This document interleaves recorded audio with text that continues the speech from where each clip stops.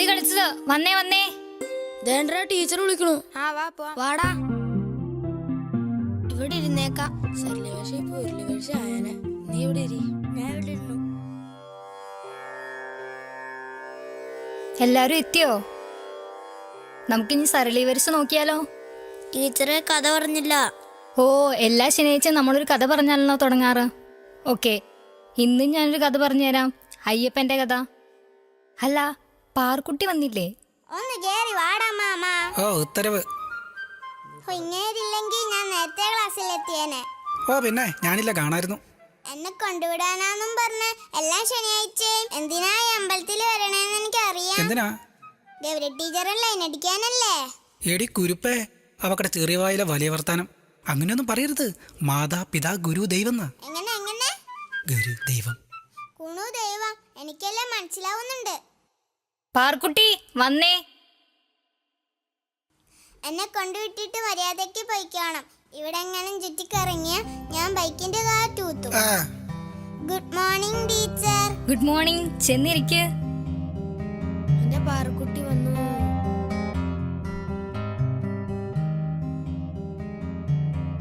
Good morning teacher. ഓ, അല്ല, ഈ യുക്തിവാദികൾക്ക് എന്താ അമ്പലത്തിൽ കാര്യം? വെറുതെ എല്ലായിടത്തും യുക്തി നിറഞ്ഞു നിൽക്കുമല്ലേ? അത് യുക്തിയല്ല, ഭക്തിയാ. നീ പോടാറക്കാ. നീ പോടാ വേട്ടാവളിയാ. ഡാ, അടി കൊള്ളുവേ. വേണ്ടായിരുന്നു.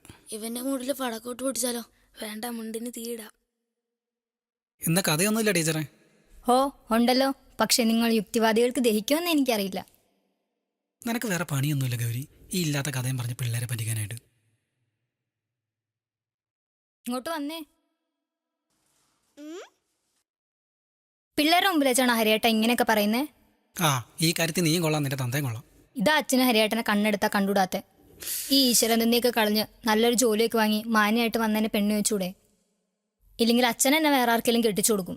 ആ, അങ്ങനെ വേറെ കെട്ടി പോവാണെ നീ പോക്കോ, ഞാൻ മാറി തന്നേക്കാം. ഓഹോ, അങ്ങനെ അങ്ങ് പോവോ? ആ, പോവും. കൊല്ലും ഞാൻ. മര്യാദയ്ക്ക് തന്നെ കെട്ടിക്കണം, ഇല്ലെങ്കിൽ നിന്നെയും കൊല്ലും, ഞാനും ചാവും. ടീച്ചറെ കഥ. ആ, അതെ, നല്ല കുട്ടിയായി വന്ന് കഥ കേട്ടോണം. ആ, നീ പറയണ കഥയല്ലേ, കേട്ടേക്കാം.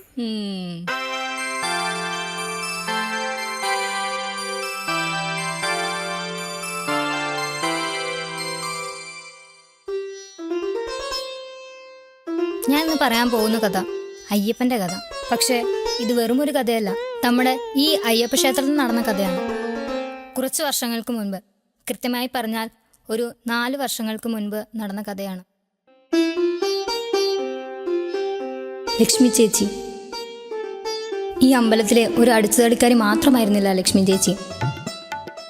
അമ്പലത്തിലും നാട്ടിലുമെല്ലാം പ്രിയപ്പെട്ടവളായിരുന്നു. ഈ അമ്പലമായിരുന്നു അവർക്കെല്ലാം.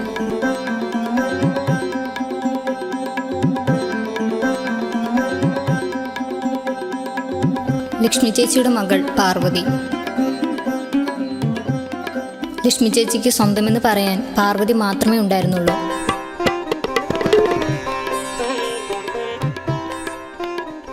അവളെ പഠിപ്പിക്കുക, നല്ല നിലയിൽ എത്തിക്കുക, അതുമാത്രമായിരുന്നു ലക്ഷ്മി ചേച്ചിയുടെ സ്വപ്നം.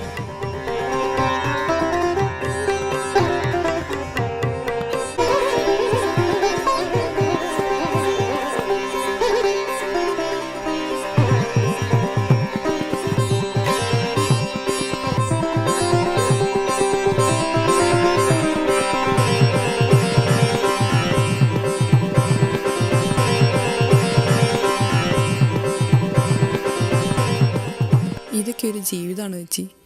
അയ്യപ്പൻ്റെ കാരണം കൊണ്ട് അങ്ങ് ജീവിച്ചു പോകുന്നെന്ന് മാത്രം. അല്ലേലും ഈ അമ്പലത്തിലെ ജോലി കൊണ്ട് മാത്രം എന്താകാനാ? മോളിപ്പോൾ വലിയ ക്ലാസ്സിലായില്ലേ, നല്ലൊരു ജോലി ഇല്ലാതെ എങ്ങനെ അവളുടെ പഠിപ്പും കാര്യങ്ങളൊക്കെ? PSCയിൽ ഇനി പ്രതീക്ഷയില്ല ചേച്ചി, പ്രായവും കഴിഞ്ഞു. ആ ടെമ്പററി ക്ലർക്കിൻ്റെ ജോലി ഞാൻ ഒരുപാട് പ്രതീക്ഷിച്ചതാണ്. ഇനിയിപ്പം വിളിക്കാൻ സാധ്യതയില്ല. ഇൻ്റർവ്യൂ കഴിഞ്ഞിട്ട് ഇത്രയും കാലമായില്ലേ. നീ വിഷമിക്കാതെ, എല്ലാം ശരിയാകും. മാത്തച്ഛൻ്റെ കയ്യിൽ നിന്ന് വാങ്ങിച്ച പൈസ, ബാങ്കിലെ ജപ്തി, ഇതെല്ലാം ഓർത്തിട്ട് കയ്യും കാലും വിറയ്ക്കുക. ഇത് മാത്തച്ഛൻ്റെ കാറല്ലേ? മാത്തച്ഛൻ ചേട്ടാ, കൈ പൈസ ഒന്നും ഇരിപ്പില്ല, എനിക്കൊരു അവധി കൂടി തരണം. അവധി ഇത് എത്രയായി ലക്ഷ്മി? പലിശ ഇപ്പൊ മുതലിനേക്കാൾ ഇരട്ടിയായി. ഇങ്ങനെ പോയാൽ ഞാൻ എന്ത് ചെയ്യും? അവള് തരും മാത്തച്ഛ, കുറച്ചുകൂടെ സമയം അവൾക്ക് കൊടുക്ക്. ഇവിടെ വന്ന് എനിക്ക് പ്രശ്നം ഉണ്ടാക്കാൻ യാതൊരു താല്പര്യവുമില്ല. ഇവിടുത്തെ പാർവതി മോളും എന്റെ ലീലമോളും ഒന്നിച്ചാ പഠിക്കുന്നത്. എന്നുവെച്ച് പൈസയുടെ കാര്യത്തിൽ വിട്ടുവീഴ്ചയില്ല. ഒരു 15 ദിവസവും കൂടെ അവധി തരാം. അതിനുള്ളിൽ എനിക്ക് പൈസ കിട്ടണം. പറഞ്ഞേക്കാം.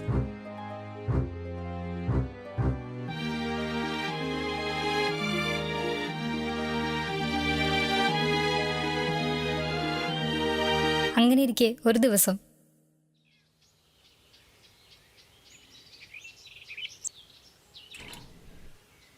പൊന്നു, നീ ഇത്തിരി വെള്ളം കോരിക്കേ, ഞാൻ ആ ചൂലെടുത്തോണ്ട് വരാം. അമ്മേ, എന്താടി?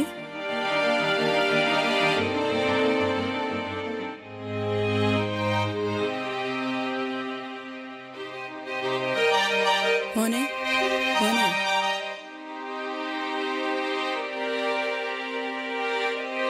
മോനേതാ? എന്താ ഇവിടെ കിടന്നുറങ്ങണേ? നിന്റെ പേരെന്താ? ഇവൻ മിണ്ടൂലെന്ന് തോന്നണേ. നീ വിജയൻ ചാനോട് ചെന്നൊന്ന് പറ.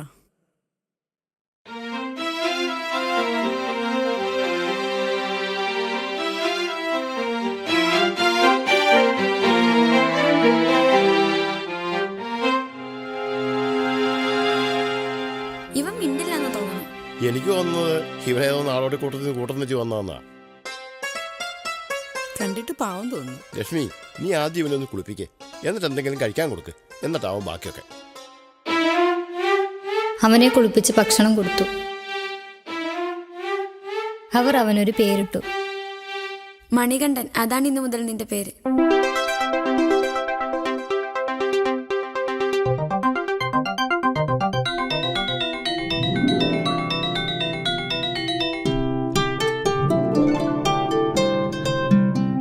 അവർ അവനെ വീട്ടിൽ കൊണ്ടുപോയി. പാർവതിക്ക് അവൻ അനിയനായി, ലക്ഷ്മിക്ക് സ്വന്തം മകനായി.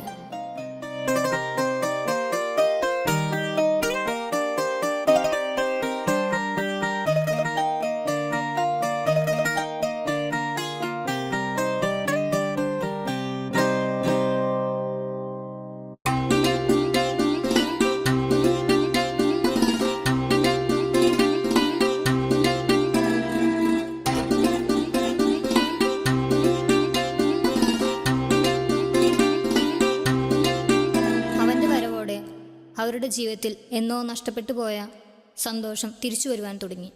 പല ശുഭകാര്യങ്ങളും നടക്കാൻ തുടങ്ങി. അമ്മേ, ഞങ്ങളുടെ ടീമിലാ ഡാൻസിന്റെ ഫസ്റ്റ് പ്രൈസ്. ആഹാ,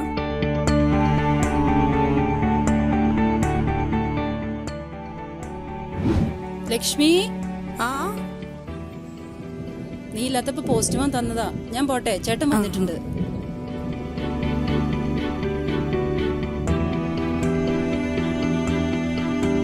പൊന്നു, മണിക്കുട്ടാ, അമ്മയ്ക്ക് ജോലി കിട്ടി.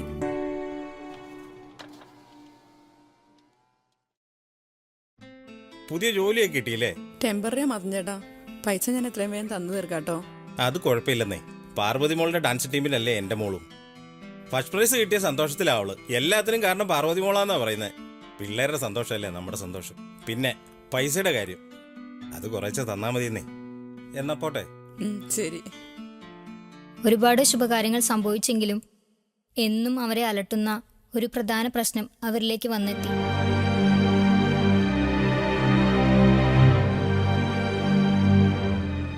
മേഡം, ബാങ്ക് പറയുന്ന പോലെ ഞങ്ങൾക്ക് കേൾക്കാൻ പറ്റൂ, അല്ലാതെ വേറെ വഴിയില്ല.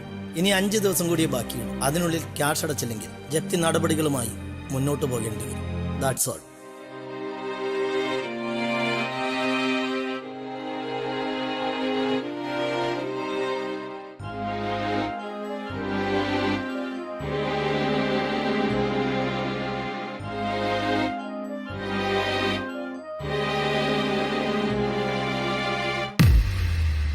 മണിക്കുട്ടാ, മണിക്കുട്ടാ, മണിക്കുട്ടാ, മണിക്കുട്ടാ, ഈ ചെറുക്കൻ ഇതെവിടെ പോയി കിടക്കുക? എന്താ അമ്മേ? പൊന്നു, മണിക്കുട്ടനെ കാണാനില്ല. ഞാൻ ഇവിടെ ഒക്കെ നോക്കി. അല്ലേലും അവനിങ്ങോട്ട് പോവാൻ, അവൻ ഉച്ചയ്ക്ക് ഇങ്ങോട്ടും പോവാറില്ലല്ലോ. നീ ഒന്ന് പോയി നോക്കിയേ. മണിക്കുട്ടാ, മണിക്കുട്ടാ, ഈ ചെറുക്കൻ ഇതെവിടെയാ? ശിവൻ ഇവിടെ പോയി കിടക്കുക. മണിക്കുട്ടാ, മണിക്കുട്ടാ.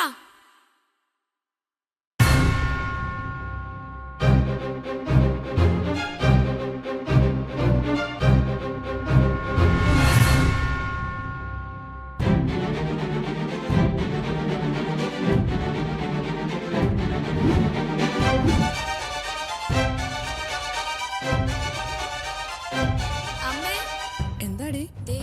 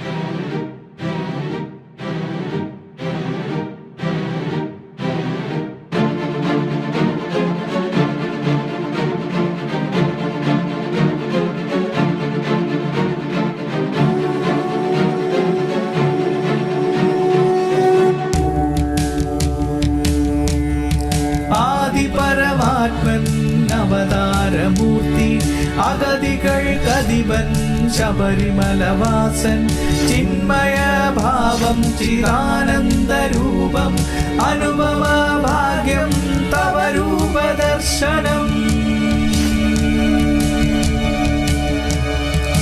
ആദിപരമാത്മൻ അവതാരമൂർത്തി അഗതികൾക്കധിപൻ ശബരിമലവാസൻ ചിന്മയ ഭാവം ചിദാനന്ദരൂപം അനുപമ ഭാഗ്യം തവ രൂപദർശനം.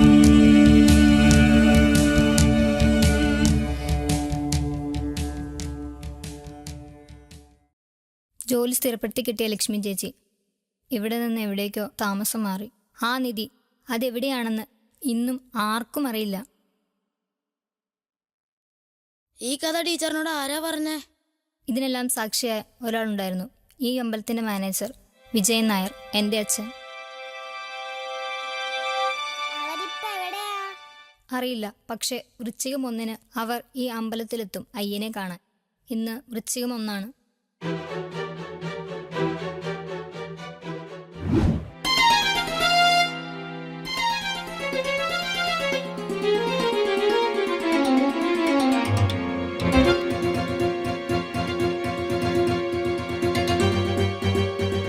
ഇന്ന് ക്ലാസ് ഉണ്ടായിരുന്നില്ലേ? ഉവ്വേച്ചി, അച്ഛൻ വന്നില്ലേ? ഇപ്പൊ വരും. ഞങ്ങളൊന്ന് തൊട്ടേട്ടോ.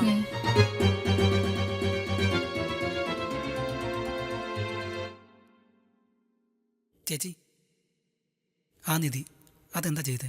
ആ നിധി നിധിയായി തന്നെയുണ്ട്. എല്ലാവർക്കും കാണാൻ കഴിയുന്ന നിധി.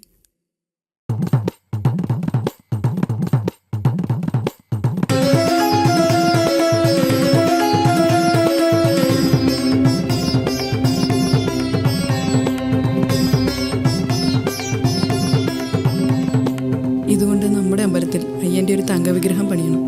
അത് കാണാൻ എല്ലാ വൃശ്ചികം 1 ഞങ്ങൾ വരും.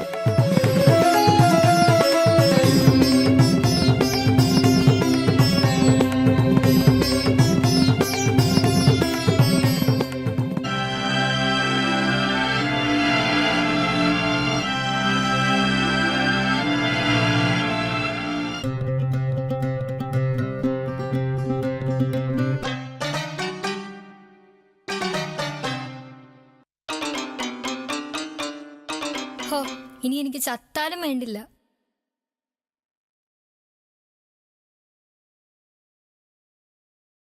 ചാവാനല്ല, ഒരുമിച്ച് ജീവിക്കാനാണ് നമ്മൾ പോണത്.